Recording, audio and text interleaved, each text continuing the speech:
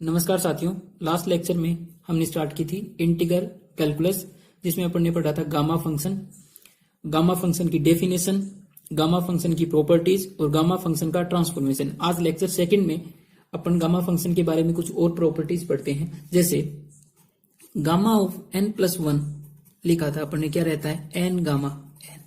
यहां से अपन क्या लिख सकते हैं, gamma of n equal to n+1 gamma n+1 divide by n लिख सकते हैं। यहां पे हमने पढ़ा था कि n क्या रहता है, ग्रेटर देन 0, और n क्या,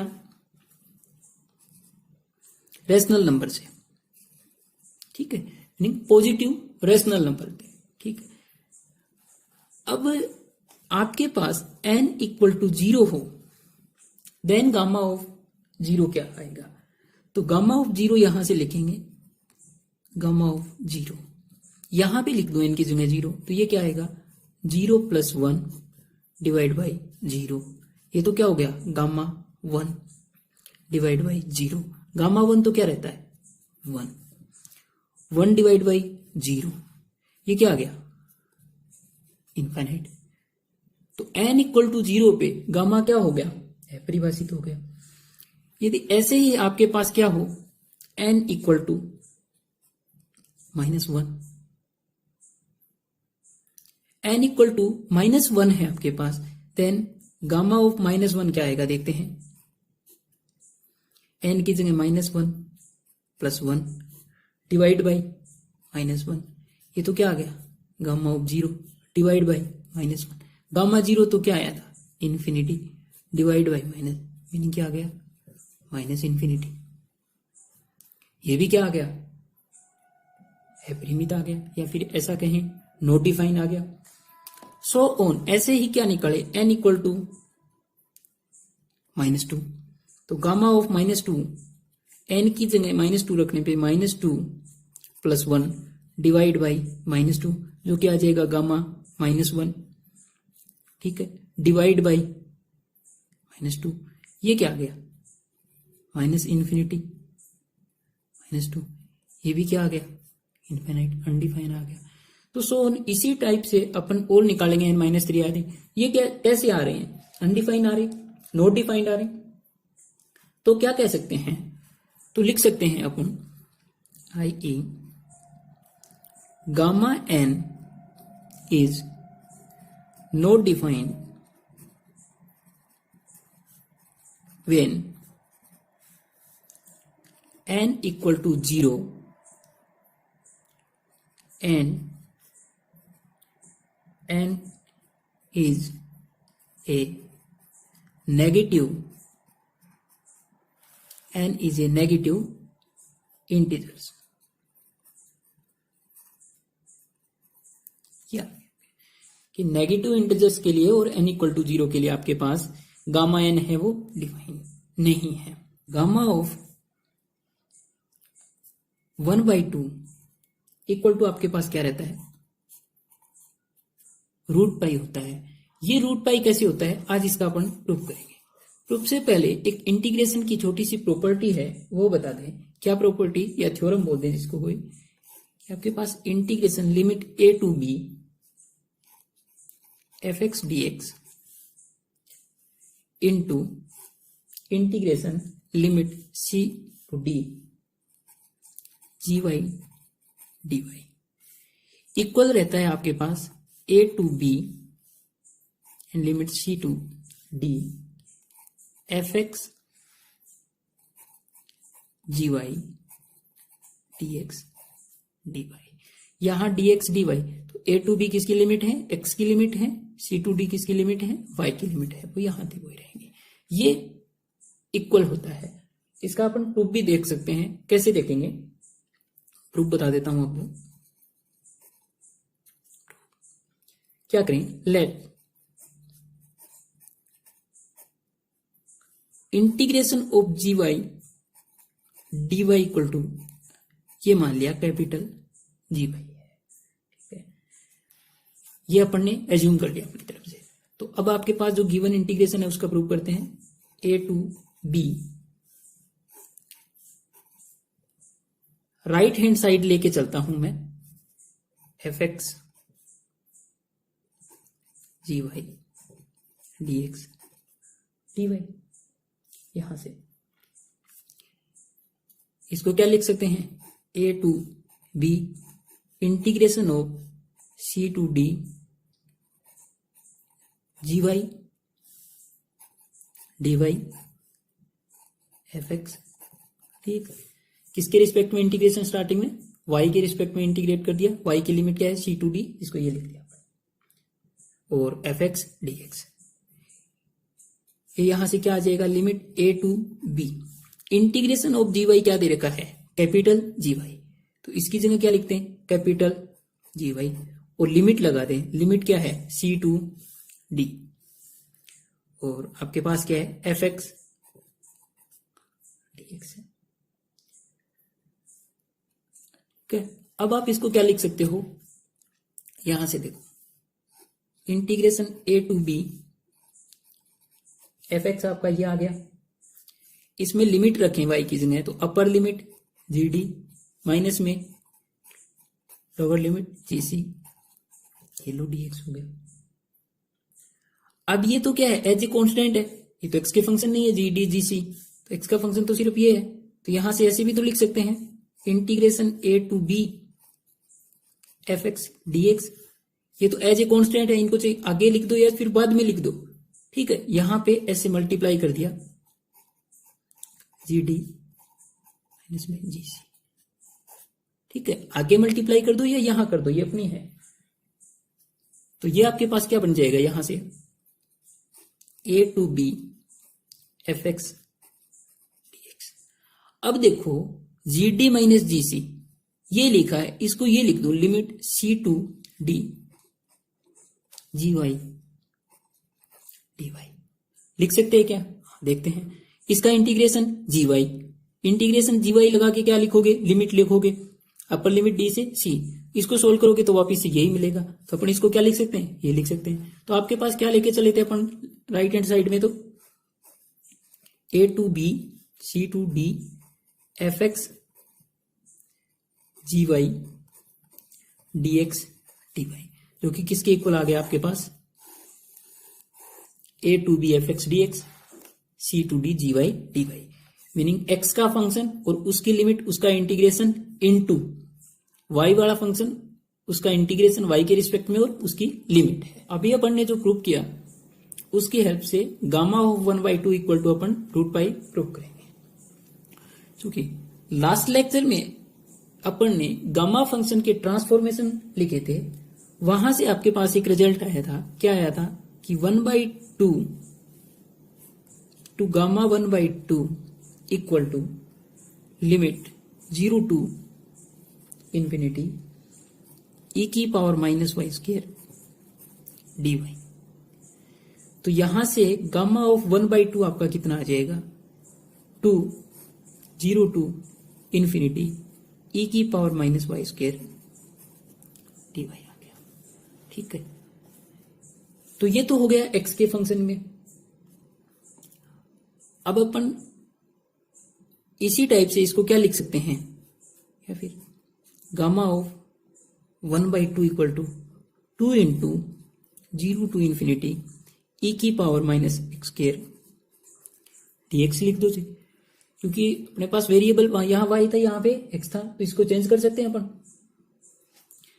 आपने फाइनाइट इंटीग्रेशन में पढ़ा हुआ है कि आप जो आपके पास वेरिएबल है उसको चेंज कर दो, तो इंटीग्रेशन पे कोई फर्क नहीं पड़ेगा, वैल्यू जो भी है वो तो वेरिएबल चेंज किया आपने, तो ये हो गए। ये आपके पास, इसको मैं 1 नंबर नाम दूं, इसको 2 नंबर इंटीग्रेशन। अभी अपन ने जो इंटीग्रेशन की एक प्रॉपर्टी पढ़ी थी कि एक इंटीग्रेशन दे रखा है जिसमें लिमिट अलग है, सॉरी जो लिमिट दे रखी है वो a टू b दे रखी थी और फंक्शन उसका उसके रिस्पेक्ट में इंटीग्रेशन, ऐसे ही एक दूसरा दे रखा था। तो वहां से अपन ने क्या पढ़ा था कि दोनों को मल्टीप्लाई कर लो, ठीक है, ये पढ़ा था, जैसे कि a to b c to d f x g Y d x d y, या फिर दोनों इंटीग्रेशन का मल्टीप्लिकेशन a टू b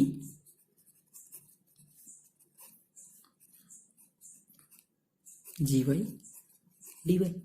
यहां से भी दोनों को इंटीग्रेट को आपस में मल्टीप्लाई करें तो यहां तो गामा 1/2 गामा 1/2 क्या हो जाएगा, गामा ऑफ 1/2 का होल स्क्वायर इक्वल टू में क्या आ जाएगा, इक्वल टू में आ जाएगा ये 2 इंटू 2 मिलके क्या हो जाएगा 4, और limit 0 to infinity, 0 to infinity.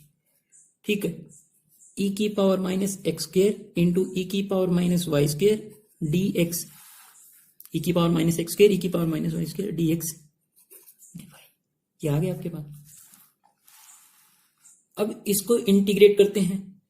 अब इसको इंटीग्रेट करें तो यहां से x की लिमिट देखो 0 टू इन्फिनिटी, y की लिमिट देखो 0 टू इन्फिनिटी, तो एरिया या रीजन किस रीजन में ये इंटीग्रेट हो रहा है, x की लिमिट और y की लिमिट से। ये वैसे डबल इंटीग्रेशन में आता है, वहां से अगर यहां से थोड़ा भी आपके समझ नहीं आता है तो आगे लेक्चर में अपन 2-3 लेक्चर बाद डबल इंटीग्रेशन आएगा, उसमें हो जाएगा x equal to 0 to infinity, ये y equal to 0 to infinity, meaning first quadrant आपका पूरा। तो रीजन क्या है इंटीग्रेशन का, फर्स्ट क्वाड्रेंट पूरा है। ठीक है, तो इस इंटीग्रेशन को अपन इंटीग्रेट करें तो इसको पोलर में चेंज करके इंटीग्रेट कर लेते हैं, तो ये ज्यादा आपका जल्दी हो जाएगा। पोलर में क्या रहता है, देखो पोलर में क्या कि x इक्वल टू आप क्या लिख दो, चेंज करोगे पोलर में तो x equal to R cos theta, y equal to R sine theta. तो यहां से जब भी आप dx dy है ये चेंज हो जाते हैं आपके r D theta D are में। लिमिट्स चेंज करोगे तो फर्स्ट क्वाड्रेंट की अगर बात करें तो थीटा क्या वेरी करेगा, यहां पे थीटा तो वेरी करेगा 0 से π/2 क्योंकि पूरा फर्स्ट क्वाड्रेंट है। तो लिमिट जो चेंज हो जाएंगी वो आपकी इस टाइप से चेंज हो जाएगी, थीटा 0 टू थीटा π/2।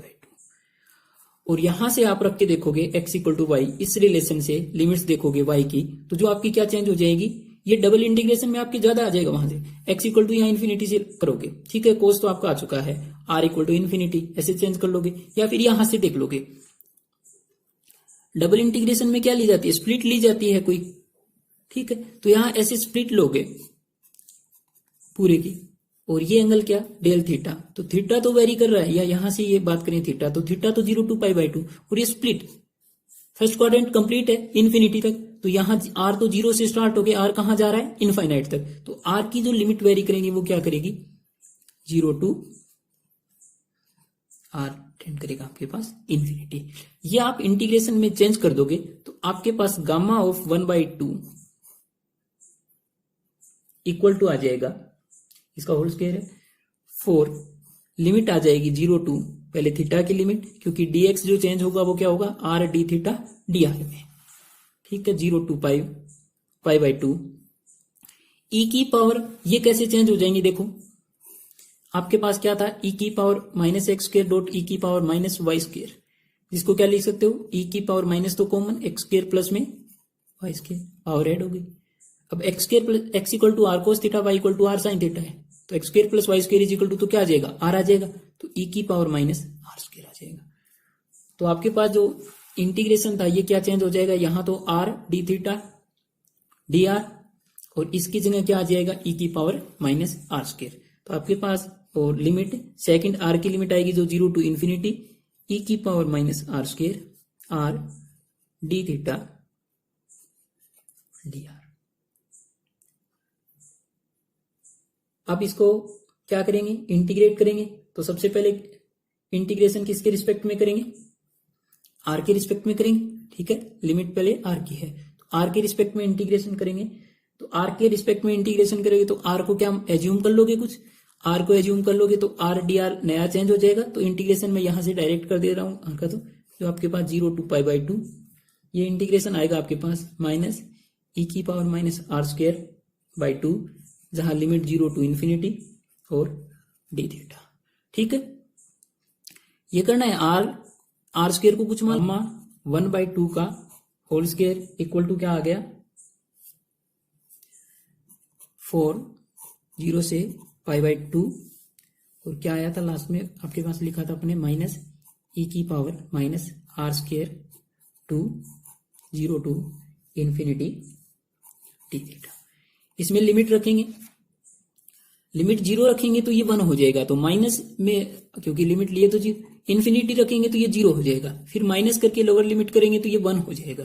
तो यहां से आपके पास ये क्या आएगा 0 to π/2,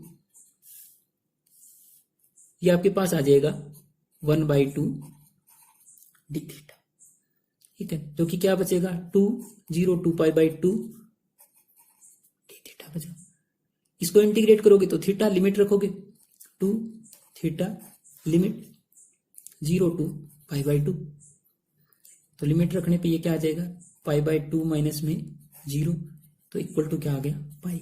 पाई किसके इक्वल आया है, इस साइड क्या है गामा ऑफ 1/2 का होल स्क्वायर इक्वल टू क्या है आपके पास पाई आया है, तो गामा 1/2 इक्वल टू क्या हो जाएगा √पाई।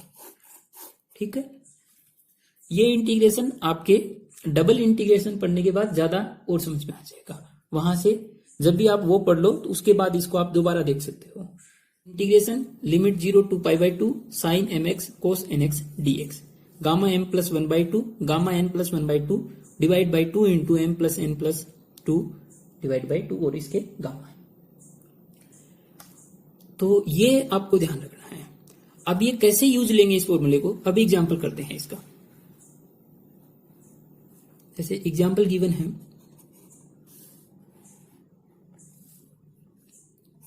इंटीग्रेशन वैल्यू फाइंड आउट करनी है आपको 0 to π/2 साइन 5 साइन की पावर 5x कोस की पावर 6x dx।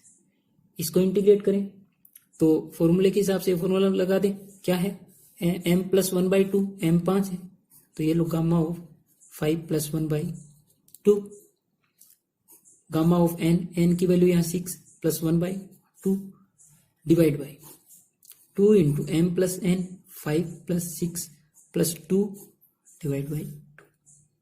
ठीक है, तो ये आपका क्या हो गया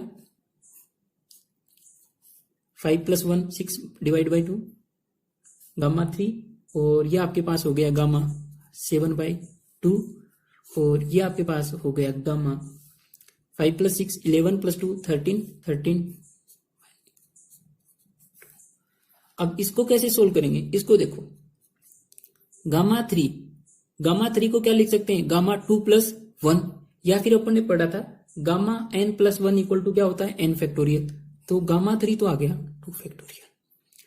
अब गामा 7/2 को आप क्या लिख सकते हो गामा 7/2 को, तो 7/2 को अपन लिख सकते हैं 5/2 प्लस 1। ऐसा क्यों करेंगे अभी देखो, और आपके पास डिवाइड बाई क्या है गामा 13/2, इसको आप क्या लिख सकते हो 11/2 प्लस 1। ऐसा करने से क्या हुआ, अपन ने पढ़ा था gamma n plus 1 equal to क्या होता है n गामा n होता है, तो ये आ जाएगा 2 फैक्टोरियल तो 2 ही होता है, इसका क्या हो जाएगा 5/2 gamma 5/2 divide by 2 gamma 11/2 plus 1 को क्या लिख सकते हैं 11/2 गामा 11/2। अब इसको आगे सोल्व कर देते हैं, 5/2 को क्या लिख सकते हैं, तो ऐसे सोन लिखते चलेंगे तो ये 2 इंटू 5/2 गामा 5/2 को मैंने लिख लिया 3/2 प्लस 1 डिवाइड बाई ये 2 11/2 गामा 11/2 को क्या लिख सकता हूं 9/2 प्लस 1, इसमें भी वही अप्लाई कर दे 2 5/2, ये क्या आ जाएगा 3/2 प्लस 1 क्या आ जाएगा 3/2 गामा 3/2, और यहां से ये 2 11/2 9/2 गामा 9/2। ऐसे आप इनको सोल्व करते जाओगे आगे तो ये क्या बचेगा 3/2 बाहर आ जाएगा, फिर 1/2 बचेगा, तो 2 5/2 3/2 को क्या लिखोगे 1/2 प्लस 1, तो वहां से क्या आ जाएगा 1/2 बाहर आके 1/2 बचेगा। इसी टाइप से इसको 2 11/2 9/2 को 7/2 प्लस 1 लिखोगे, 7/2 को क्या लिखोगे 5/2 प्लस 1 लिखोगे, वापिस उसको फिर 3/2 प्लस 1 लिखोगे, उसको 1/2 प्लस 1 लिखोगे तो ये 1/2, और आपके पास लास्ट में क्या बचेगा गामा ऑफ 1/2 बचेगा। यहां से गामा 1/2 क्या होता है, रूट पाई। तो ये गामा 1/2 से तो रूट पाई वैल्यू रखेंगे और यहां से कट कर देंगे, या ऐसे डायरेक्ट कर दिया। इनको आप सोल्व करोगे, ये आपके पास, तो ये आपके पास यहां से सोल्व होके आ जाएगा। तो आपके पास इंटीग्रेशन की वैल्यू क्या आ गई, 693 आ गई। एक बार फिर से फॉर्मूला है, इंटीग्रेशन इस टाइप के फॉर्मूला लगाया। अब इनको लिखना रहता है, ठीक है। नॉर्मल आपके पास आ जाएगा, इंटीजर में आ जाएगा ना, तब तो कोई दिक्कत नहीं है। Gamma n+1 equal to n factorial होता है, तो वहां से लिख देंगे। जैसे यहाँ 5 आता तो 4 फैक्टोरियल, तो 3 तो 2 के इक्वल आ गया। ऐसा आ जाएगा तो इनको ब्रेकआउट करते चलेंगे। 7/2 को क्या लिख सकते हैं, 5/2 + 1, तो बाद में 5/2 आएगा, उसको 3/2 + 1 लिखा, ठीक है। नेक्स्ट उसके बाद 3/2 बचेगा, जिसको 1/2 प्लस वैसे लिखोगे, तो यहां से आ जाता है।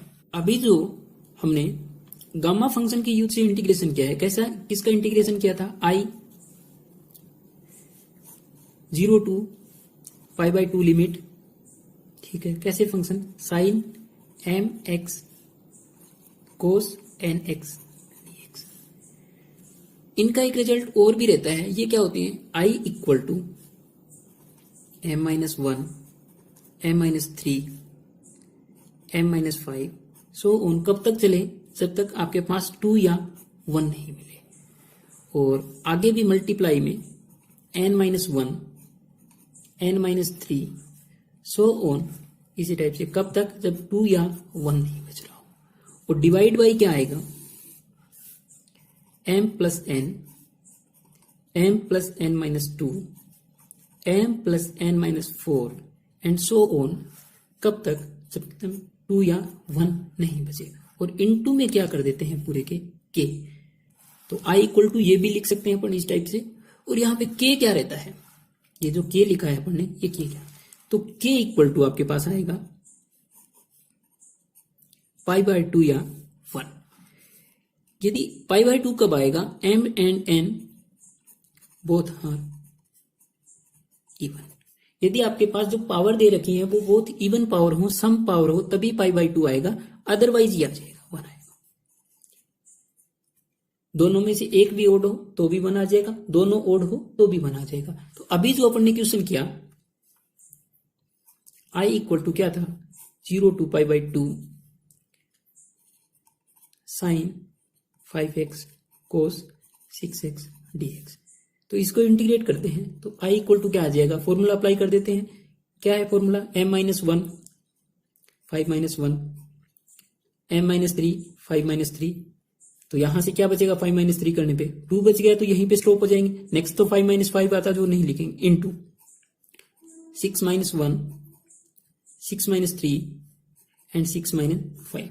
यहां पे 3 बच रहा था, तो 6-5 करेंगे तो भी 1 बच रहा है, तो यहां तक लिखेंगे इसको। डिवाइड बाई, दोनों को ऐड करें, दोनों को ऐड करेंगे, 6 + 5 11, ठीक है। नेक्स्ट क्या है, 11, दोनों को ऐड करके -2, नेक्स्ट दोनों को ऐड करके -4, नेक्स्ट दोनों को ऐड करके -6। यहां से सोन ये कहां तक चलेगा, 11 - 8 एंड 11 - 10। इनटू में क्या आएगा, 1 या 2 रहे जब तक चलेगा, तो 11 यहां तक।